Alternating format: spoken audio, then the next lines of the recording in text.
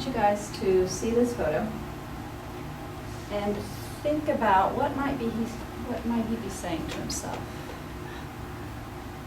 Any suggestions? Oh crap. Uh-huh. What else? This sucks. This sucks. Oh crap. Why me? Why me? Wow. I think it might be a little more, but yes, that could be. It could be like, oh my God, I can't believe it, I won the lottery.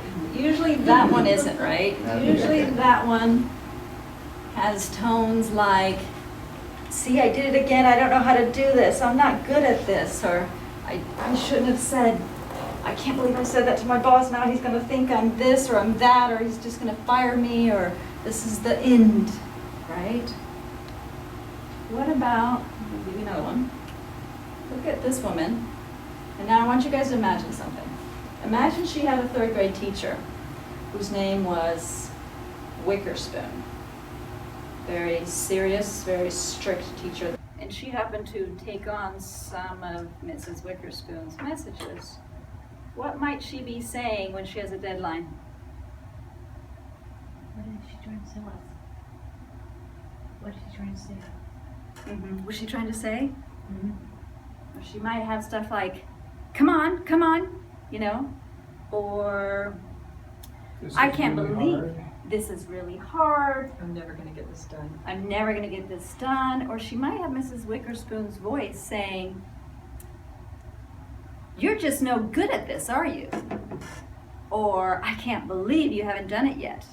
You should have started earlier. Now you know what happens when you procrastinate, right? Sound familiar to anyone? Oh, yeah. Yes. What if she had Mrs. Weatherspoon as a third grade teacher who was like nurturing and loving and thinking kids are like small angels? What if she had adapted, these are all unconscious behaviors, what if she adapted some of Mrs. Weatherspoon in her inner voice? What might she be telling herself right there? I know I can do this if I just stay focused. Do it. You can do it. You're almost there. You're almost there. This is exciting. This is exciting. This is exciting. I'll figure it out. I will figure something about this, which is exciting. I know I can find some excitement in this. Right? You got this. You got this. Take a deep breath. Yeah, just take a deep breath. You got this. What? Breathe. Breathe. Just breathe. Come on, honey, breathe. All right. So you're hopefully getting some inklings of where I'm going. We need to clean up our self-talk. And the thing is, we don't realize we have it. And what's most importantly, we don't realize that this self-talk is not you. All right? I want you to swallow this. Anytime you have a voice in your head that is judgmental, that is shoulding you, that is criticizing you, that is pointing out your past, that is showing you the future failures, it is not your inner guidance system. If it judges or criticizes you or shames you, you picked up someone else's values. All right? Like Miss Wickerspoon. If in your head you're shoulda yourself, coulda yourself, or I have to hug yourself, it is someone else's opinions you're adopting. If it makes you feel anxious or panicky, again, it is someone's life-threatening anxiousness. This one is very typical. You know how this one gets adopted? How we adopt anxiety and panic? Imagine a 4-year-old on the sidewalk and his ball rolls onto the street and he's like, ah!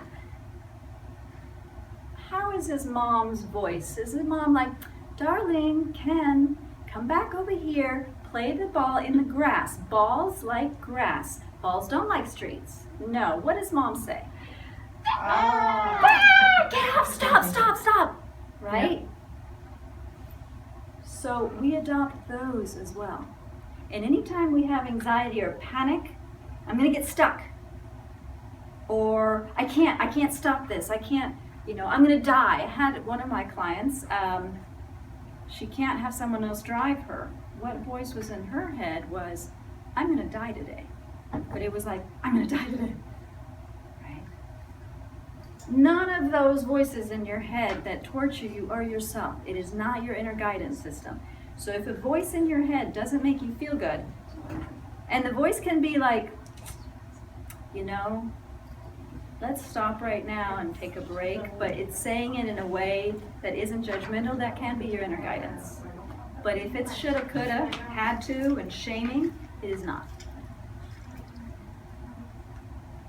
So we need to update them, because we're going to be doing two things. When we update those voices, we're going to considerably reduce the internal stress, which we can manage on a day-to-day, but when something else is added to the bucket, that's when it's just too much already. Because already in our voices and our internal minds, there's already a lot of stress happening. And so one more thing happens, and it becomes too much for the body. So to increase our health, we need to reduce these. How does voices and body health, what do they have? How does your inner voice affect your body? Anybody have an idea? It's all connected. Yeah, I know that when that voice is going off, and it's going off big time, at this point in my life, my bowels will give out. So Yeah. it's a real, Yeah, it when is. I can still walk. If the voice was going off in my head, I would then start stumbling and falling. Yes. So it definitely is. Yeah. If I have certain kinds of really stressful thoughts, and those lead to this stressful feeling, and then I get these hormones of cortisol and stress hormone pumping and straining my organs and my body and my nervous system. Yeah, exactly. One of the exercises I do with my clients is I always, when they're stressed, they have to ask themselves, what height did I just put my beam? I have them imagine a beam on my floor, because there's a straight line on my rug, and if it's on the floor, everyone can manage it. If they imagine that beam is 10 feet up, it becomes a little harder, right? And if they imagine that beam is between two towers, you can forget it. I can't even do the 10 feet. But that's how we are in our minds. When we imagine, oh, this is going to have a consequence in my life, which is like way up here. This is detrimental. I can't believe he'll never like me again. He's going to hate me after this. All that, our bodies experience it like we are about to or could fall and kill ourselves. And so the body is just like this. And another piece. Have you guys ever seen this image? This is a study of water. Our bodies are 60% water. Our brains is 73% water. When you take water and you dedicate days to saying, I hate you, water. I can't believe it. You are worthless. You're not worth anything. I would never dedicate a day to you. This is what happens to the water crystals. If you talk to the water and are very grateful, oh wow, thank you so much for just being there. Thank you for doing what you can. Thank you, etc. This is what happens to the crystals in the water. And if you actually send it love, they're like diamonds. So this, what we're working on today, is very healthful in a lot of aspects, more so than going to do weights. How you treat 73% of your body will really help or hinder your health. So that's why it's important to realize, what am I feeding my body? How am I talking to myself? How do you currently control it? When you hear yourself, getting yourself panicky in the car, or something didn't quite turn out. That's one way, right? A lot of people will put on iBuds and they'll just listen to stuff all day long, or have the television in the background, or have music all the time to try to drain it out, right? To get it out of the system. What happens though when you finally turn that off and try to go to sleep? Right? Here it comes all. Because you said, and that you should not have said that to him at that lunch. Now he's never going to talk to you again. No. All that comes up. Some people drown the voices by eating. You know, I feel miserable, I'm treating myself miserable, you know, and give themselves little awards. So let's change that.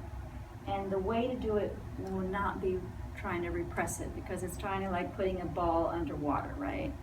If I have a bad day or I relax or try to go to sleep, the ball comes right back up. And with vengeance sometimes, right? And another reason why we actually don't want to drown those voices. Why don't we want to drown out those voices? Well, we have to deal with them in some way. One is we have to deal with them. Another is in that same arena of our voices. Those voices are also the ones that help you out when you can't remember someone's name. You're like, oh, I gotta call that guy. What was that plumber's name? Oh, shoot. And then you start doing something else. Ken! Plumber's name was Ken. And you start going into that. Those are the voices that will also remind you. Again, those are probably more your inner guidance. That's your subconscious pulling out the information from the library. But it's the same arena. So if you've got a lot of busyness or the iPod on or whatever, you don't hear those. Those are also the voices that give you information. For example, you're writing something. Oh, I'm going to write the instructions to this for my friend. And as you're writing, a voice is like, oh, and remember to tell him. That's also those inner voices. Also, when you're like checking off, okay, what do I have to buy at the grocery? This, and then that voice said, what about the fruit? Oh, I gotta add fruit to my list. That's the one also for insights and aha moments. If we're just busy mentally, I gotta do this, I gotta do this, I gotta do this, and we don't give those pauses, we don't hear those internal, our creative minds are actually much deeper. So we don't hear the internal creative one saying, well, why don't you do it this other way this time? And if we actually gave ourselves the space to listen, we would actually also get those amazing aha moments, creativity. You know, Einstein always said what is important is to ask the right question, because the answer will come.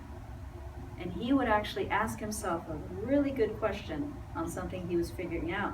And then he'd go take a nice shower and just be there, just kind of relaxing. And in those moments of a walk, of a shower, he would get the answer. He would hear his answer. That's that same space. And lastly, if this does want to work, sometimes you do want a voice to stay, stop! Oh, oops, here comes a car. So you don't want to drown those out. You just don't want it to say stop when you're trying to sign something, right? Not life or death in that case. So, and one more piece.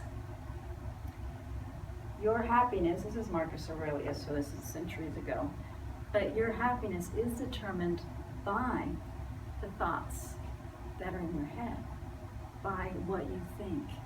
And I'm using this to apply to how we talk to ourselves. So let's start. We're going to do 2 exercises today. The first is transforming the panicky voice, the watch out, you know, or I'm going to die today. So, does anybody have anxiety? Anyone get themselves stuck? So, first of all, we're going to practice this. So think of something you tell yourselves, like, I'm going to be late, oh, I'm already late. Or, oh, I'm not going to say this because we're recording, but, or there's no time, or I'm going to get stuck, or one of my clients was, you know, every time she left her house, she's like, I'm not going to find a place to go to the restroom. You know, I'm going to start panicking, and then she needs it right then because she's getting herself into that panic. So think of one of those ways that you get yourself into a tensy, right? Think of one of those phrases. And if they're really long, like, I'm going to be late, or I'm going to be late, just for this practice, kind of shorten it to maybe, I'm going to be late, or there's no time. Does everyone have a phrase? Anyone want to share any? Okay, so I was brought up to always be 10 minutes early. And so when I'm gonna be late, but I go to a 12-step group and it has helped me a lot to deal with that. I just say the serenity prayer and it just really, really helps, because the one thing I have to admit is that there's nothing I can do to change the fact that I'm gonna be late right now. So, get over it. Okay, But we're gonna have another one. I used to panic about that all the time. Now what I want you guys to imagine, just so we know where we're at, is imagine one of those situations that would get you into that. And just take yourself a moment there and listen to that inner voice that's like, you're late. The ones that create panic, the ones that create, other, we're gonna work on later. The ones that get you kind of into a panic or into a freeze. Got those? Now, taking yourself to one of those situations, you imagine yourself there, for example, driving, right? I'm not gonna be able to stop, or I'm gonna be late, or, I'm gonna get lost. And as you're there in that situation, I want you to take your phrase and slow it down in the way I'm doing it. So if mine is, I have no time, which is mine, I'm gonna say, I, being in that situation, have no time. And notice what that does. If you just slow it down a third, notice your body reacts differently.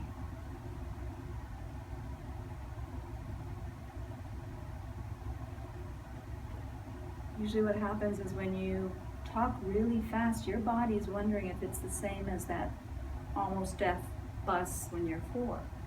But if you talk slower, the body's like, Anyone kind of get that?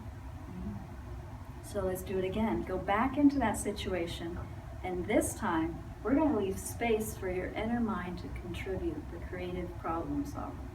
Now go into it and say your phrase in this velocity. I, loud breath, am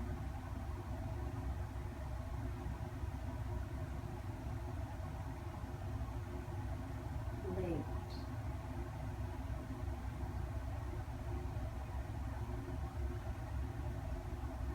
Continue your full phrase and then leave a pause as well at the end. Making sure you're in one of those situations, you imagine yourself there. And what happens this time?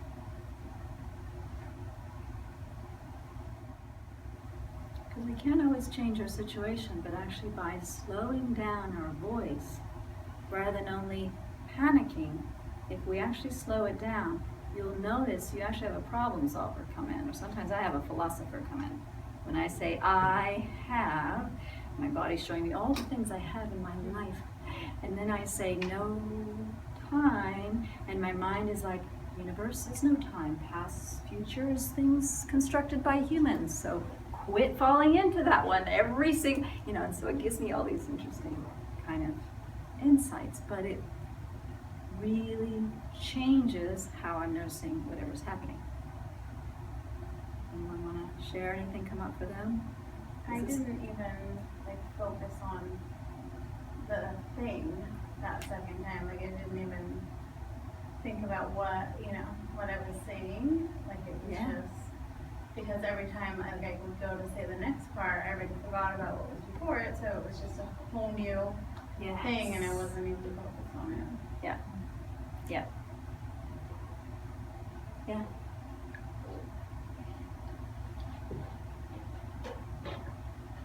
So now what we want to do is, the subconscious, you just gave the subconscious another way. For it to stick, you want to practice. And there's 2 ways that us as humans get to practice things. You can practice them physically, or you can practice them mentally. And your subconscious doesn't really know or distinguish the difference.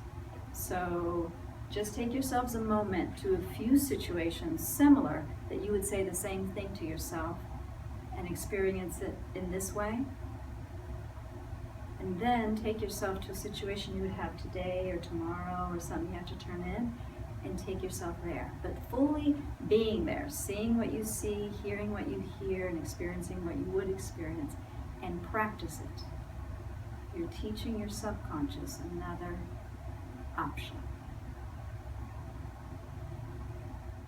Sometimes this takes immediately. Sometimes all you need to do is notice you're doing the old way and just guide yourself through this same exercise, and you'll notice it totally goes a different direction. It totally changes.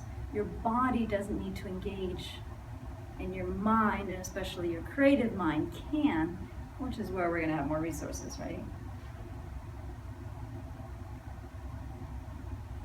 Even, for example, you notice a symptom and you're like, it's happening again, here I go, it is happening, but really slow. Just mark it, just say it. So this is very different than just a positive affirmation. What we're trying to do is not create any resistance. We're making a minimum transformation that creates a very big change. And so there's no resistance because you're marking it. You're saying, instead of I'm not going to be late, you're saying you're going to be late.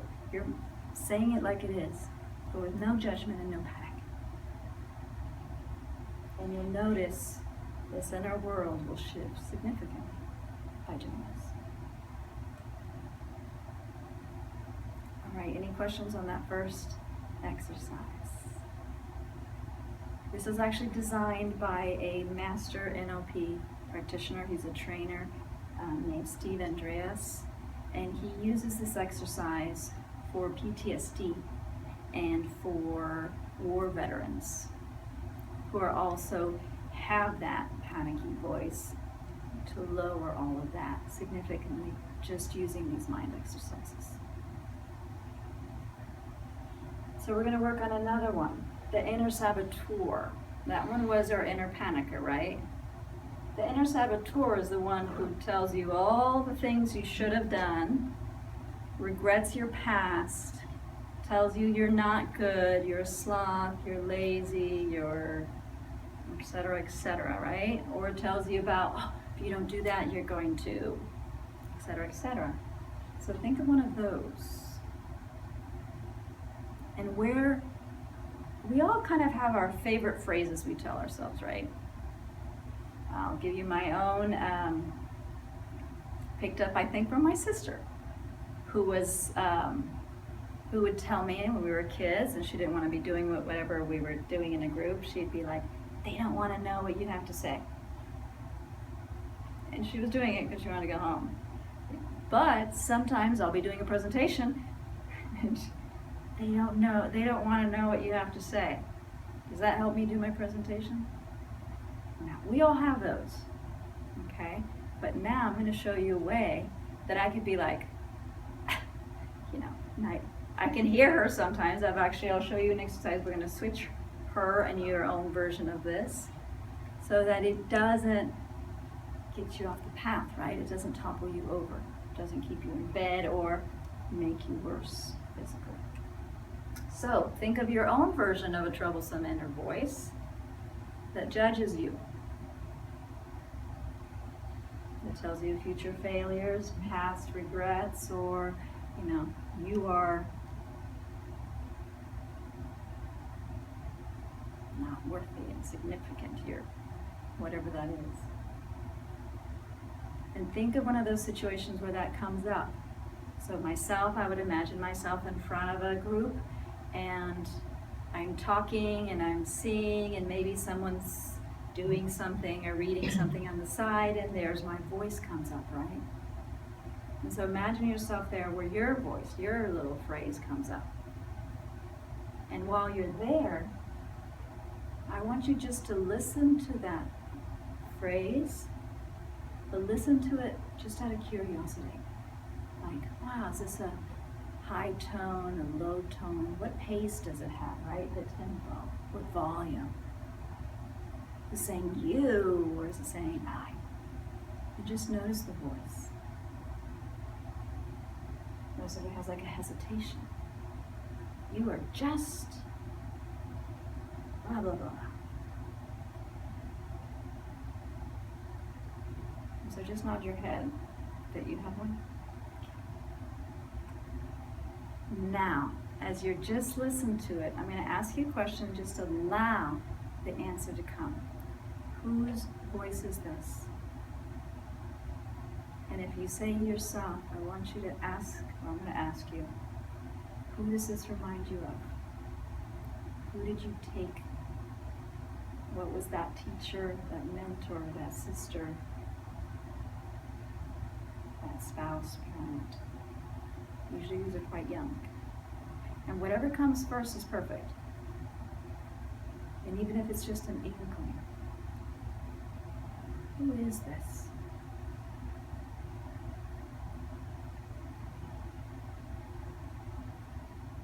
Do we have a possible person who it could be? And sometimes I've had clients that are like, I think it's my mom or my aunt. Just kind of, you play with one and you'll notice which, you can play with both and see what gives you more information. Now with that voice, the person, listen to that same phrase, but this time with the face of the person telling it to you. When we have a voice in here, there's nothing we can do about it. But when it's right here, there's a little more space. So listen to it, but this time with the person saying it.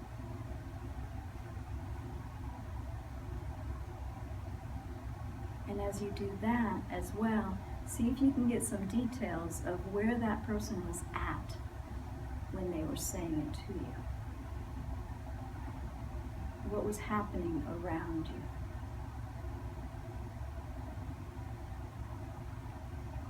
Was mother stressed trying to get dinner and you were wanting something? Was your sister just bored? Was your tutor trying to teach you and just not a very good tutor?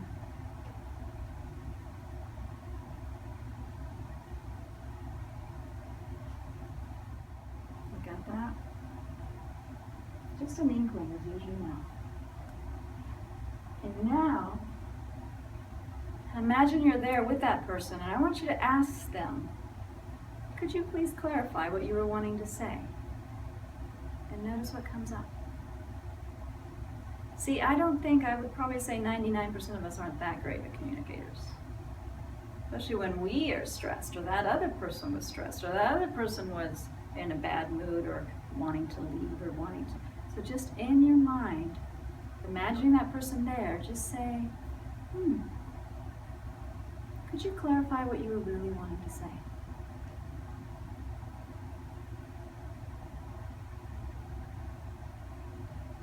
And then keep asking for clarification.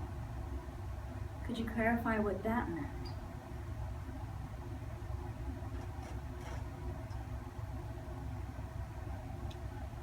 And I want you to keep asking until you can get a positive intention.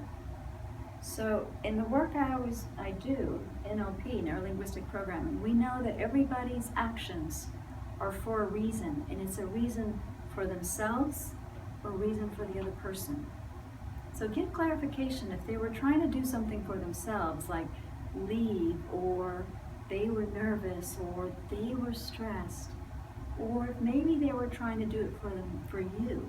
They were hoping to motivate you to try harder, to do it yourself. Notice that.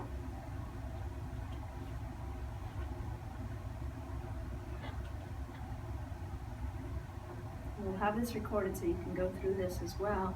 Different voices, clean up a little bit, that inner mental space.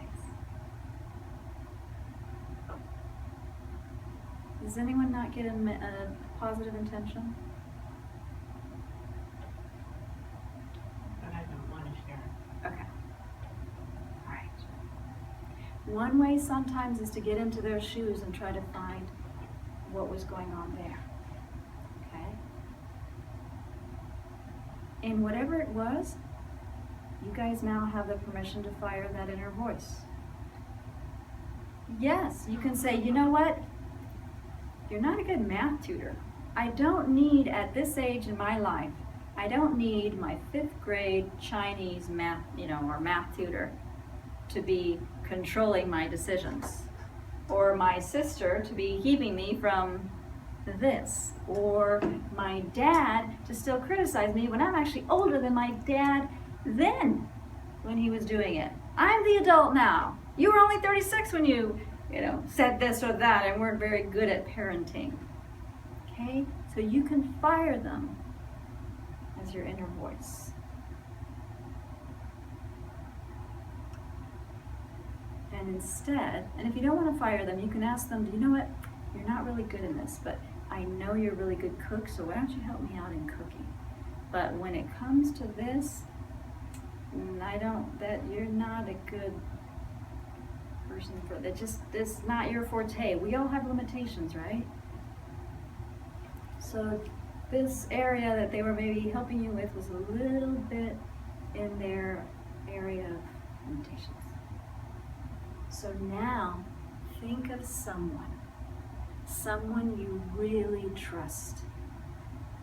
Miss Weatherspoon, your aunt, your mother, a really good friend, or someone you even just know of, a spiritual teacher, someone you've seen and just gravitate towards.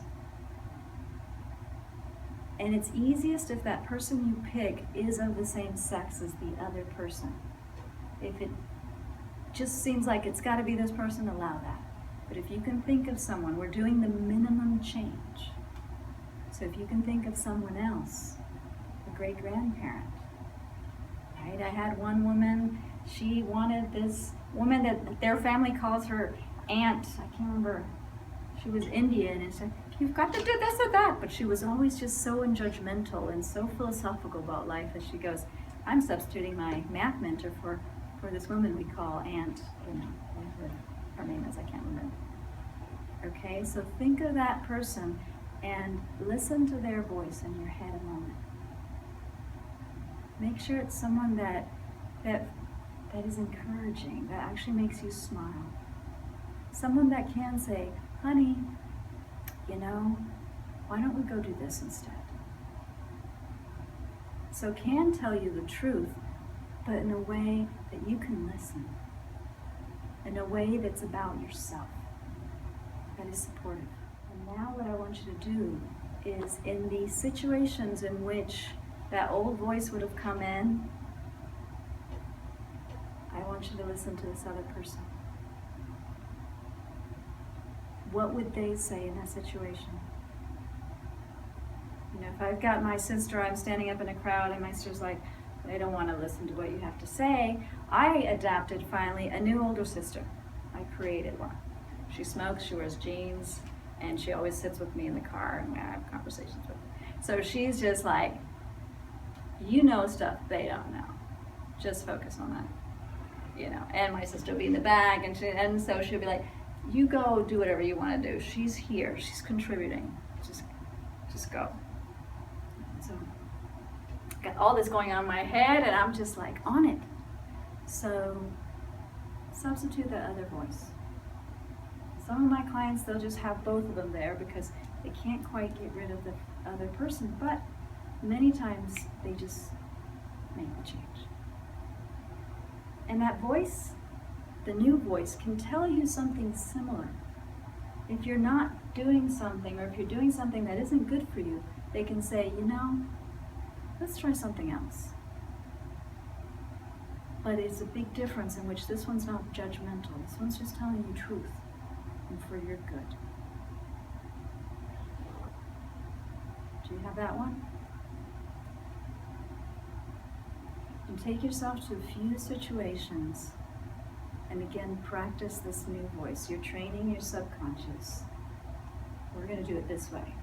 Subconscious is there to help you.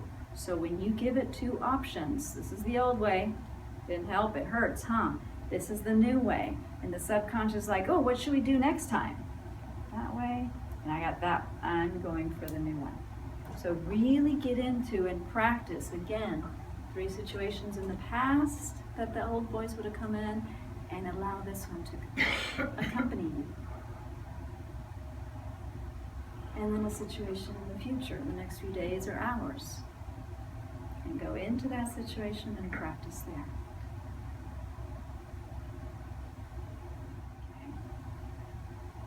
Okay. If you get stuck, please email me or call me, okay? And we can work through them. Especially if you can't think of someone or whatever happens.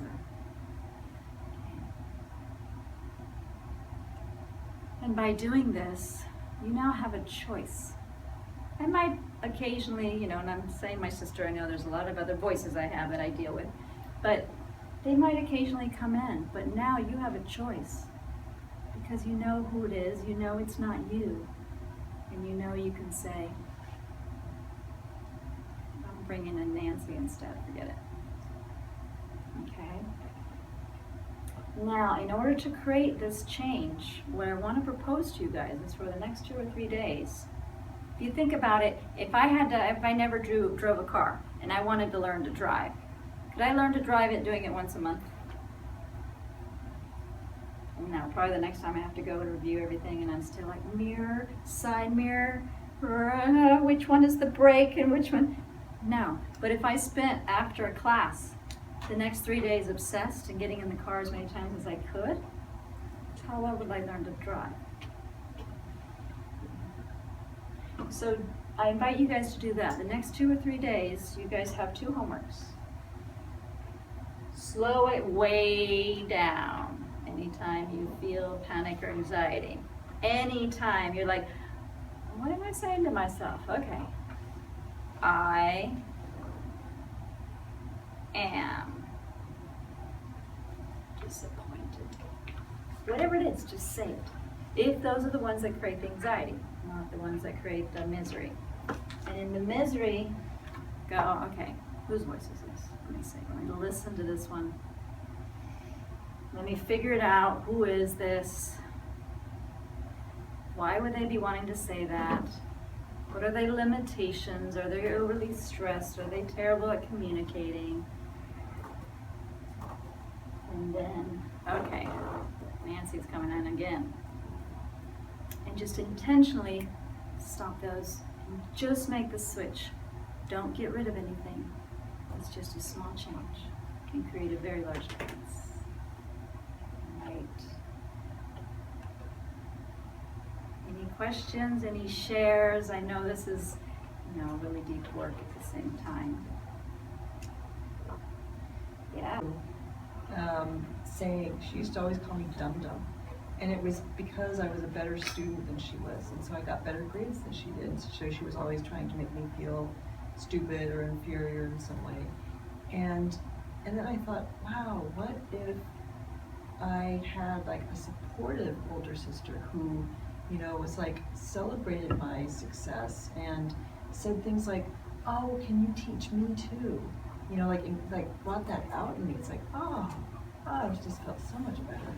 Yes, exactly. So I have create her, mine is cool. Mm-hmm. Got a cool teenage sister who was about 5 years older than me, rather than my sister is only 2.5 and constantly competing with me and making sure I never excel.